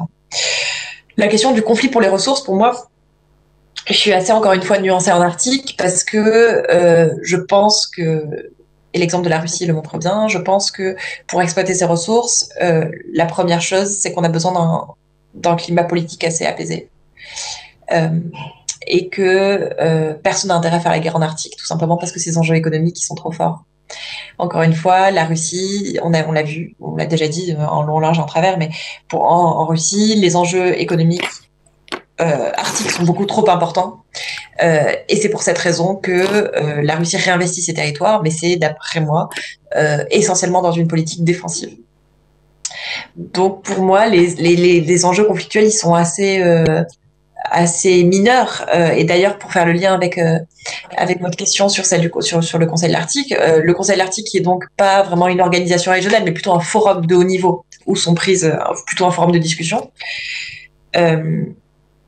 Au sein du Conseil de l'Arctique, même au plus fort des tensions entre pays occidentaux et la Russie, ces réunions, elles ont continué à bien se dérouler. Donc au moins, dans ces exemples précis, je suis plutôt, qui est celui de l'Arctique et en particulier des relations occidentalo-russes, je suis plutôt partisane des théories fonctionnalistes, c'est-à-dire que je pense que les intérêts économiques sont trop forts, les intérêts de coopération sont trop forts, même quand il y a des sanctions économiques contre la Russie, Total continue à faire son business en Arctique parce que tout simplement les Russes ont besoin de capitaux, les Russes ont besoin de technologie. Et à ce moment-là, vous voyez bien qu'il n'y a plus de politique qui tienne quand il s'agit d'enjeux économiques. Donc, je suis plutôt, je sais pas si c'est optimiste ou pessimiste, mais je ne prédis pas, en tout cas. Je ne fais pas partie de ceux qui prédisent une troisième guerre mondiale en Arctique de sitôt, parce qu'aujourd'hui, la priorité partout, et pas seulement pour la Russie, c'est vraiment le développement de ces territoires russes, de ces territoires arctiques, pardon. Alors, la question du Conseil arctique, est-ce qu'il faut le réformer? J'en parle un peu dans mes travaux. Enfin, c'est d'ailleurs mon premier sujet de recherche, en fait. Le problème du Conseil arctique, c'est que vous l'avez très bien compris, c'est une structure souple. C'est-à-dire que elle a l'avantage de rassembler des États aussi différents que les 8 États de l'Arctique. Ce Conseil arctique se réunit autour des questions strictement d'environnement et de développement durable et ne s'occupe pas des questions qui fâchent, c'est-à-dire la pêche, c'est-à-dire les questions militaires. Ça, c'est strictement exclu des compétences du Conseil de l'Arctique. Mais du coup, ce Conseil Arctique, je rajoute aussi que le Conseil Arctique accueille aussi des membres observateurs et des représentants autochtones. Mais du coup, il n'y a pas de mesures contraignantes qui peuvent être prises. C'est-à-dire qu'aujourd'hui, il y a 3 accords qui ont été signés par tous les membres du Conseil Arctique, mais ces accords, ils doivent être mis en place de manière interne. C'est-à-dire, il y a eu un accord sur le search and rescue, on en a parlé, le sauvetage en mer, pour augmenter la coopération en cas de catastrophe. Il y a eu un accord sur les oil spills, c'est-à-dire les catastrophes pétrolières, de la même manière, et enfin un accord sur la coopération scientifique. Le dilemme, il est là. C'est-à-dire, là, encore une fois, ça dépend si vous êtes plutôt optimiste ou pessimiste de nature, si vous voyez le verre à moitié vide ou à moitié plein. Si vous êtes optimiste, vous pouvez vous dire, c'est incroyable, ce Conseil Arctique, il marche, même au plus fort des tensions, il fonctionne. Les États continuent à se rencontrer, et on dirait qu'ils oublient un peu des histoires d'Ukraine, des histoires de Donbass. Si vous êtes pessimiste. Et en fait, si le Conseil de l'Arctique prenait des mesures contraignantes, en fait, il n'existerait pas. C'est aussi simple que ça. C'est-à-dire que le jour où quelqu'un propose de prendre des mesures contraignantes, déjà, les Conseils de l'Arctique prennent toutes ces mesures au consensus. Donc, ça ne pourrait pas être fait. Et puis, surtout, les États, tout simplement, en sont allés. La Norvège, le Canada, la Russie s'en iront. Donc, voilà. Donc, pour anticiper peut-être la distance ou le scepticisme des militaires sur les organisations régionales, les organisations internationales. Si vous avez un point de vue plus pessimiste, vous pouvez dire non mais en fait ça sert à rien. Voilà, donc ça sert à rien, mais en même temps ça rassemble des acteurs qui ont quand même des pratiques de socialisation. Ça a l'intérêt de rassembler non seulement des États, mais aussi des États observateurs comme nous, comme la France, mais aussi des États comme la Chine. Ça met tout le monde ensemble. Mais parce que ça met tout le monde ensemble et parce que ça discute de questions non contraignantes, voilà, c'est aussi un organisme qui est imparfait, mais de sa nature, encore une fois. Oui, par sa nature. Et ça rejoint ce que je disais dire sur le fait d'engage. C'est là, il y a une possibilité. Les nations peuvent s'engage, comment dire, de reprendre dans le discours stratégique américain. Juste un point quand même qui est, moi, où je vous ai posé la question et j'ai un peu répondu en posant ma question. C'est, je pense effectivement pas que la chose militaire sera première. Mais par contre, il y a une chose sur laquelle il faudra observer en termes de discours et de voix. Il y a quand même la question de la militarisation de l'Arctique. C'est-à-dire que on parle d'Arctic Dominance, on retrouve sur le domaine Arctic Dominance, quand j'ai lu ces documents, la même chose qui était sortie sur Space Dominance ou Cyber Dominance. Et donc, de fait, la question qui est posée, et ça dépendra des Russes, ça dépendra des Chinois, ça dépendra aussi des Américains, les Canadiens, c'est qu'est-ce qu'on mettra peu à peu comme moyen militaire et est-ce qu'on militarisera, est-ce qu'on autorisera. Donc effectivement, là, on retrouve les mêmes choses qu'on retrouve sur un espace, qu'on retrouve dans le monde du cyber, dans le monde de l'espace. Est-ce que jusqu'à quel point on militarisera les choses avec cette limite du mot militaire, mais c'est-à-dire les outils de conflictualité qui sont importants. Mais moi, je suis complètement Camille sur la prudence et l'affirmation. Et puis il y a un aspect aussi pollution qui est important, qui va arriver avec tout ce dégel le climatique. Il y a des choses qu'on peut découvrir. Enfin, on est au début de quelque chose et il peut y avoir très bien des catastrophes voilà, qui sont importantes là-bas. Alors, j'aimerais juste vous demander si finalement ce n'est pas curieux de constater que les États convoitent autant des routes maritimes qui, compte tenu de du risque, donc écologique, humanitaire, économique aussi, puisqu'on ne sait même pas si ces routes maritimes seront à terme viables, pourquoi les États convoitent autant cette zone qui est finalement très dangereuse pour eux et par exemple, pour les marées noires, comment on ferait s'il y a une marée noire un jour? Voilà. Alors, je ne sais pas, je vais parler peut-être en premier, Camille, mais d'un point de vue strictement la marée noire, le risque en Méditerranée, il est fort et pourtant les gens y vont. C'est le calcul du temps, c'est le cynisme. Vous savez, on ne prend pas en compte l'accident, la possibilité, la prévention. C'est pas à partir du moment où ça peut rapporter beaucoup, mais qui a intérêt? Mais je crois qu'il y a des calculs qui ont été faits sur des des calculs. Et Camille, vous le disiez, sur Mourmansk qui a été libéré des glaces, il y a des intérêts, il y a des choses qui sont... et quelque part, en fait, vous supprimez un risque pour un autre, parce qu'il y a des zones... Être dans le détroit d'Ormuz ou d'autres endroits n'est pas forcément... ou Bab el-Mandeb, où il y a des détroits qui sont pas Malacca, si on les nomme tous, le canal de Suez, il y a toujours un inconfort, il y a des risques partout, quoi. Et aujourd'hui, je pense que quand on voit l'état de la Méditerranée, c'est la crainte. Quand on voit toutes les routes qui passent sur la partie sud de la Méditerranée, et le niveau de risque de marée noire. Donc je pense que...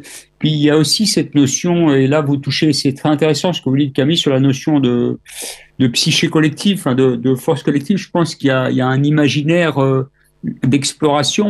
Je ne sais pas si vous avez fait le parallèle avec ce qui vient de passer sur Mars, mais il y a quelque chose qui est de sorte de là. D'ailleurs, c'est assez étonnant d'en parler d'Engage que aujourd'hui, je crois que c'est la réunion entre les Chinois et les Russes avec la diplomatie américaine, c'est en Alaska. Et aujourd'hui, donc, il y a un re-engagement, comme on dit, il y a de nouveau une affirmation et, comme disait un analyste chinois, il y a peu de choses, mais il y a la réinstauration d'un dialogue.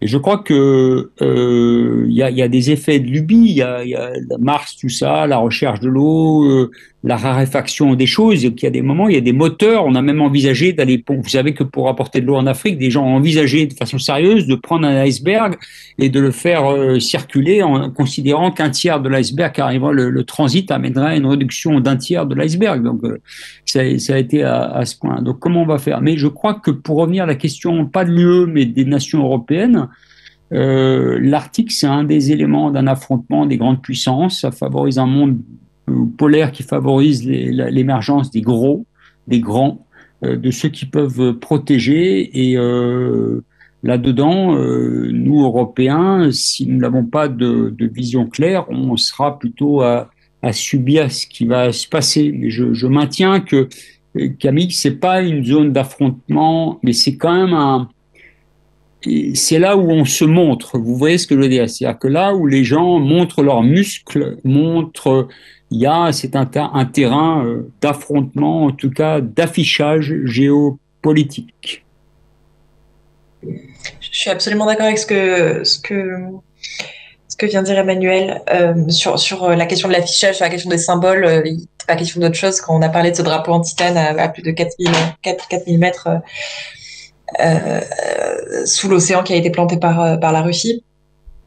Pour répondre à votre question sur la question des États, alors en fait, les routes maritimes, c'est pas tant une question d'État. Pour moi, c'est essentiellement une question d'entreprise. Encore une fois, ce sont les armateurs qui décident si c'est rentable ou pas de faire passer des navires. Donc à ce titre-là, je crois que votre question, c'était sur le... En fait, je me rappelle plus exactement. Ça parlait des États et des marées noires dans les routes. Est-ce que vous pouvez peut-être la reformuler? Elle disait quel est l'intérêt d'y aller, quoi. Pourquoi il y a autant de risques? Quel est l'apport, en fait? Quel est le... Face à tous ces risques, avec toutes les études probabilistes qu'il y a sur les ressources qui peut avoir, pourquoi les États se lancent dans quelque chose d'aussi risqué? D'accord. Alors, moi, en fait, je pense que les États, ils se lancent pas dans des choses risquées. Ils se lancent quand ils savent que ça rapporte des sous. C'est exactement ce dont je vous parlais pour le cas de l'entreprise Total qui est présente au capital de cet énorme projet, enfin de cet énorme chantier Yamal sur la péninsule de Sabetha en Sibérie. Pour moi, c'est exactement la même chose. C'est-à-dire que les États, on a l'impression qu'ils se lancent, mais en fait, je pense qu'ils se lancent seulement quand c'est pas risqué. Il y a eu plusieurs, pour reprendre l'exemple des États-Unis, il y a eu plusieurs prospections de Shell, entre autres, ou d'autres grosses entreprises des hydrocarbures. Il y a eu des prospections et quand c'était pas rentable, les entreprises se sont désistées. Donc encore une fois, je pense que c'est assez réaliste comme vision des choses, c'est assez cynique du coup, encore une fois, selon ce que vous en pensez, et assez court-termiste. Je rejoins absolument Emmanuel sur cette question. Je pense que comme ce sont des intérêts économiques qui dirigent avant tout ça, ce sont essentiellement les intérêts des entreprises. Et que pour le coup des États, les États ne s'engagent seulement, encore une fois, quand il s'agit de questions de prestige international. Pour avoir assisté à quelques-unes des grandes conférences politiques qui se tiennent en Arctique, respectivement tous les mois d'octobre à Reykjavik, la conférence Arctic Circle ou respectivement tous les mois de janvier à Tromsø la conférence Arctic Frontiers. Là, vous voyez essentiellement, et je suis complètement d'accord avec Emmanuel, qu'il s'agit de montrer sa présence. Par exemple, à cette conférence Arctic Circle à Reykjavik, j'y étais en octobre 2018, je pense. C'est en fait une conférence où vous avez comme ça des discussions, des tables rondes, c'est quand même très très gros, entre des États, mais contrairement au Conseil de l'Arctique, c'est un peu des instances de court-circuitage du Conseil de l'Arctique qui est très normé, où les observateurs n'ont pas le droit à la parole, etc. Là, au contraire, tout le monde a droit à la parole. Donc, vous avez des entreprises, des consortiums de recherche, plein de gens différents qui prennent la parole. Et le soir, j'ai été absolument étonnée, il y a eu ce qu'on appelle une China Night, c'est-à-dire que la Chine, enfin le gouvernement chinois, a financé une espèce de soirée complètement décadente avec, il y avait quoi? Il y avait des danseuses, il y avait, je sais pas quoi, des artistes qui faisaient du cirque, de la nourriture chinoise a pu savoir quoi en faire, du vin chinois, et évidemment partout des bouquins de propagande chinois. Enfin, c'était absolument incroyable. On était quand même en Islande. Alors, pour rappel, c'est quand même la Chine qui a sauvé l'Islande de sa crise économique de 2008. Et donc, la Chine a quand même des liens très étroits bilatéraux avec l'Islande. Mais je pense que c'est un événement qui a coûté, je sais pas combien ça coûte, mais certainement plusieurs centaines de milliers d'euros ou de dollars. Et encore une fois, il n'y a pas d'autre intérêt que, enfin voilà, c'est du soft power en fait. Donc, je pense que l'intérêt il se situe là. Je pense que les États y vont seulement les entreprises y vont seulement quand c'est rentable. Et donc, à ce titre-là, la marée noire, c'est un peu le dernier de leurs soucis. Même si on sait qu'encore une fois, dans les eaux glaciers, une marée noire aurait des conséquences encore plus catastrophiques que ce qu'on peut voir dans le golfe du Mexique ou ailleurs dans le monde. Et ensuite, pour les États, je pense que c'est essentiellement des questions de posture internationale. Et ce qui est intéressant maintenant, c'est qu'on a beaucoup parlé de la Chine ou des États de l'Arctique, mais ça concerne aussi des États partout dans le monde. Ça concerne des États, pas seulement des États nations d'ailleurs, ça peut concerner des États fédéraux. Moi, j'ai travaillé particulièrement sur les États fédéraux et c'est assez intéressant d'observer le rôle du Québec, le rôle de l'Écosse, qui se servent justement du niveau arctique pour court-circuiter un peu le niveau national. Et en fait, la scène arctique, ça devient un moyen quand on se montre, ça devient un moyen de légitimité. C'est-à-dire que dans ce genre de forum, l'Écosse peut parler d'égal à égal avec la France, la Chine, exactement comme si c'était un État. La même chose pour le Québec. Donc c'est assez intéressant de montrer ce saut d'échelle et le fait que l'Arctique, en fait, devient une sorte peut-être de prétexte, justement, parce que c'est un territoire relativement... un enjeu relativement neuf, où justement des acteurs sont en quête de légitimité, et l'exemple des États fédéraux du Québec, par exemple, c'en est un. L'exemple des populations autochtones, c'en est un autre assez intéressant, c'est-à-dire que les populations autochtones qui peuvent se sentir un peu méprisées au sein de leurs territoires nationaux, se servent justement du niveau arctique pour aller voir les autres États et demander du soutien politique, demander des financements, etc. Donc je suis complètement d'accord sur cette question de la légitimité que peut recouvrir cette politique arctique. Justement, quelle est la place Pardon. Justement, quelle est la place de ces autochtones dans les débats on parle beaucoup d'États, mais finalement, les autochtones, quels sont leurs intérêts et est-ce qu'ils ont une place dans ces débats-là? Alors peut-être, quels sont les intérêts des populations autochtones? C'est compliqué de répondre de manière unitaire. On estime qu'il y a environ, on va dire, en gros 500 000 populations autochtones qui sont réparties sur la plupart des pays arctiques, pas tous. C'est difficile de répondre de façon unitaire parce qu'il y a des populations qui ont des modes de vie extrêmement occidentaux, extrêmement assimilés, notamment dans l'Arctique norvégien, suédois, enfin dans l'Arctique européen. Et ensuite, il y a des populations qui ont gardé des modes de vie extrêmement traditionnels.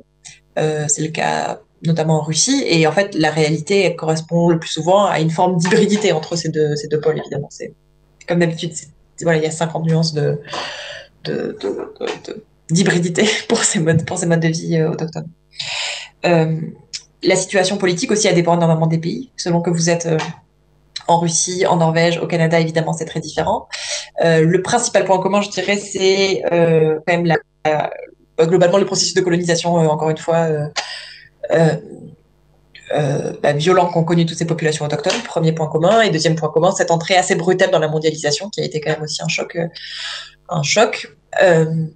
Il faut rappeler que, par exemple, les derniers pensionnats autochtones au Canada ont fermé dans les années 1996, il me semble. Donc, c'est quand même très, très récent. Les pensionnats autochtones, c'était des pensionnats dans les villes du Sud, c'est-à-dire Ottawa, Montréal, etc., où les enfants autochtones étaient amenés pour être éduqués à la civilisation, avant d'être renvoyés dans leur communauté, ce qui est la cause aujourd'hui de violences extrêmes, d'une très grande précarité, de situations socio-économiques absolument désastreuses. Bon, bref. Voilà. Donc, les intérêts de ces populations autochtones, aujourd'hui, je dirais que c'est s'adapter à la mondialisation. C'est-à-dire essayer de se développer avec ce qu'on peut appeler un développement durable. C'est-à-dire, encore une fois, essayer de marcher sur cette ligne d'équilibre extrêmement fine, sur ce fil, entre ne pas voir son environnement dégradé et arriver quand même à profiter des opportunités de la mondialisation. C'est là que je voudrais vraiment inciter sur un point, parce qu'on a parfois tendance à observer justement avec une tendance un peu paternaliste ces populations qu'on place dans une situation passive en disant ces populations autochtones pâtissent de la mondialisation et des effets du changement climatique. C'est absolument vrai, mais je pense qu'il ne faut pas nier que la mondialisation et le développement de l'Arctique représentent aussi des opportunités pour des populations qui ont encore une fois souffert de la colonisation, puis souffert à de multiples reprises. Il ne faut pas imaginer qu'elles sont restées. Enfin, ce ne sont pas des populations muséifiées où, encore une fois, la question de la sanctuarisation pose aussi la question de leur mode de vie. Ce sont des populations qui, comme tout le monde, aspirent à un meilleur mode de vie, aspirent à un développement et peuvent voir parfois d'un bon œil des opportunités dans le tourisme, dans les mines, dans le développement économique d'une manière générale de l'Arctique. Donc là, je pense bien qu'il faut se garder de ce qu'elles appellent elles-mêmes un éco-colonialisme, c'est-à-dire une deuxième forme de colonisation, qui serait cette fois-ci celle de pays occidentaux comme nous, qui viendraient d'un point de vue très normatif, leur dire écoutez, il faut pas polluer, il faut pas chasser le phoque, le pétrole c'est pas bien, etc. Vous voyez ce que je veux dire? Je pense que c'est vraiment important de donner du pouvoir à ces populations pour les entendre. Aujourd'hui, est-ce qu'elles sont entendues? Encore une fois, ça dépend vraiment des pays, du niveau de démocratie et du niveau de pouvoir qu'elles ont. Il y a des parlements qui existent, le parlement Sami par exemple, il y a des parlements nationaux et ensuite un parlement régional en Europe du Nord. Il y a des processus de dévolution également au Canada, des nouveaux territoires qui ont été créés, le Nunavut, par exemple, qui a été créé, tous ces nouveaux territoires qui ont été créés dans les années 1990 pour donner plus de pouvoir aux territoires locaux. Et enfin, le Conseil de l'Arctique qui chapeaute un peu tout ça, mais au sein du Conseil de l'Arctique, les populations autochtones n'ont pas voix au chapitre. Donc elles peuvent influencer les décisions. En théorie, aucune décision n'est prise sans elles, mais c'est exactement ce que je disais. Pour moi, c'est avant tout, je pense, une scène pour se mettre en avant et pour court-circuiter le niveau national quand parfois les relations se passent pas très bien, et accéder à la scène internationale pour faire entendre ses voix et ses revendications. Peut-être que vous souhaitez réagir avec le dernier mot, Monsieur de Romémont. Non, je voulais juste dire prestige policy matters. Et quand j'étais encore une fois avec Sylvain Schirman en 93-95 Sciences Po, on m'a beaucoup parlé de ça. J'ai découvert l'importance de ce mot et ce que ça veut dire. Donc, il y a effectivement, ça a été souligné. Et peut-être si on prend un regard un peu macro, s'interroger si c'est toujours une des thématiques dans les cours que j'ai fait, et puis après dans ma réflexion modeste citoyen qui essaye de réfléchir impliqué sur les questions stratégiques d'aronien, c'est-à-dire de soldat et de diplomate. Vous savez, vous avez toujours deux regards sur les relations internationales, mais il y a le regard de Camille, le regard du géographe aussi, et de voir est-ce que finalement cette notion d'Occident, qu'est-ce que ça veut dire? Donc ce que j'ai envie de dire, l'Arctique n'échappe pas. Si nous avons des intérêts à défendre, ben on retrouvera on fait partie du bloc occidental, et même si les Américains sont partis peut-être un peu direction plus autonome, et force est de constater qu'on retrouve à l'Arctique cet affrontement classique, et que nous devons prendre acte qu'une partie de notre défense, en tout cas les moyens, on fait partie du bloc occidental, et c'est pour ça d'ailleurs qu'on voit l'OTAN qui s'intéresse à cette question-là, parce que l'OTAN s'est emmené. Donc, je pense que c'est pas quelque chose qui est neutre stratégiquement. C'est pas un enjeu. Et puis, voilà, je me pose toujours la question dans 10-20 ans, mais je pense qu'effectivement, au rythme où ça va, on risque d'avoir quelques surprises majeures et effectivement quelques évolutions fortes. Mais comme on le disait, dans l'équilibre au moment où les États-Unis sont quand même très secoués par la crise Covid, dans cet rééquilibrage des relations internationales qu'on observe, il est évident que les Chinois poussent leurs pions, et peut-être plus vite qu'ils peuvent le faire, et que les Russes aussi le font. Donc chacun avance, et je pense qu'on assiste à quelque chose qui est en train de changer. Eh bien, c'était le mot de la fin. En tout cas, merci beaucoup à vous, chers invités, pour ces échanges passionnants entre géographie, stratégie, diplomatie, géopolitique, économie et bien sûr autour de la question écologique, thème central de notre festival géopolitique. Merci à vous, chers auditeurs, de nous avoir suivis jusque-là. La suite du festival, organisé donc par le Centre d'excellence Jean Monnet, par Sciences Po Forum et par Mira, c'est demain, 18h30, avec la question du développement durable au regard des territoires, et à 20h pour la table ronde de fin qui portera sur l'Europe puissance verte. Merci à vous, bonne soirée. Merci.